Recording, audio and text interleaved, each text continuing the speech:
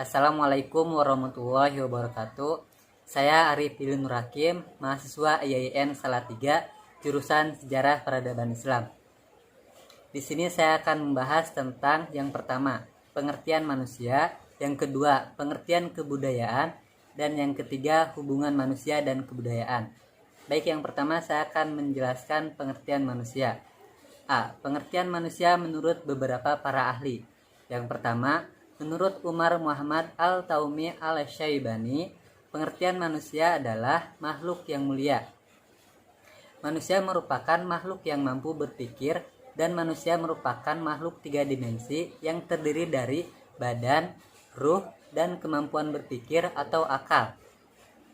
Manusia di dalam proses tumbuh berkembangnya dipengaruhi oleh dua faktor utama, yaitu faktor keturunan dan faktor lingkungan. Yang kedua, menurut Cass-Bertens, manusia adalah setiap makhluk yang terdiri dari dua unsur yang satuannya tidak dapat dinyatakan dalam bentuk apapun. Menurut Upanishad, manusia merupakan sebuah kombinasi dari beberapa unsur kehidupan seperti ruh atau atman, pikiran, jiwa, dan prana, yaitu fisik dan. Selanjutnya, B. Hakikat manusia.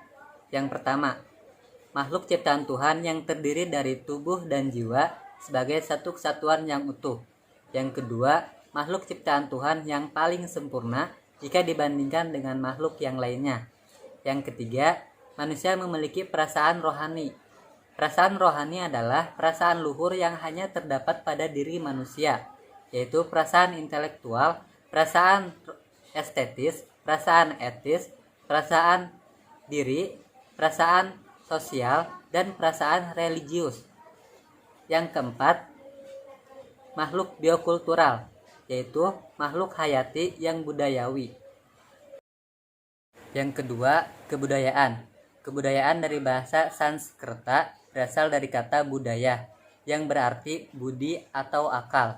Dalam bahasa Latin, kebudayaan berasal dari kata color, yang berarti mengolah tanah. Jadi secara umum dapat diartikan sebagai segala sesuatu yang dihasilkan oleh akal, budi, atau pikiran dengan tujuan untuk mengolah tanah atau tempat tinggalnya. Yang kedua, pengertian kebudayaan. Kebudayaan didefinisikan untuk pertama kalinya oleh E.B. Taylor pada tahun 1871, lebih dari 100 tahun yang lalu, dalam bukunya Primitive Culture, di mana kebudayaan diartikan sebagai keseluruhan yang mencakup pengetahuan, kepercayaan, seni, moral, dan adat, serta kemampuan dan kelebihan lainnya yang dimiliki oleh manusia sebagai anggota masyarakat. Sedangkan menurut Koncaraningrat, kebudayaan adalah keseluruhan sistem gagasan, tindakan, dan hasil karya manusia dalam rangka kehidupan masyarakat yang dijadikan milik diri manusia dengan belajar. Kebudayaan tidak diwariskan secara biologis, melainkan hanya mungkin dengan cara belajar. Kebudayaan tersebut diperoleh manusia sebagai makhluk individu. Unsur-unsur kebudayaan terdapat pada setiap kebudayaan dari semua manusia dimanapun berada. Selanjutnya, Koncaraningrat menyusun 7 unsur-unsur kebudayaan yang bersifat universal berdasarkan pendapat para ahli antropologi. 7 unsur kebudayaan yang dimaksud adalah: yang pertama, bahasa; yang kedua, sistem pengetahuan; yang ketiga, organisasi sosial; yang keempat, sistem peralatan hidup dan teknologi; yang kelima, sistem mata pencaharian hidup; yang keenam, sistem religi; dan yang ketujuh, sistem kesenian.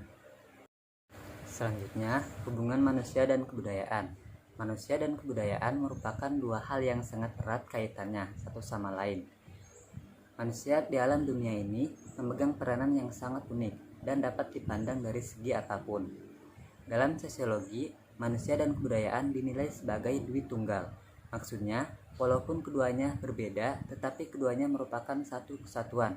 Manusia menciptakan kebudayaan, dan kebudayaan itu tercipta, maka kebudayaan mengatur hidup manusia itu sendiri agar sesuai dengannya. Dengan demikian dapat disimpulkan bahwa manusia tidak dapat dilepaskan dari kebudayaan, karena kebudayaan itu merupakan perwujudan dari manusia itu sendiri. Cukup sekian dari pembahasan saya, semoga bermanfaat. Kurang lebihnya mohon maaf. Wassalamualaikum warahmatullahi wabarakatuh.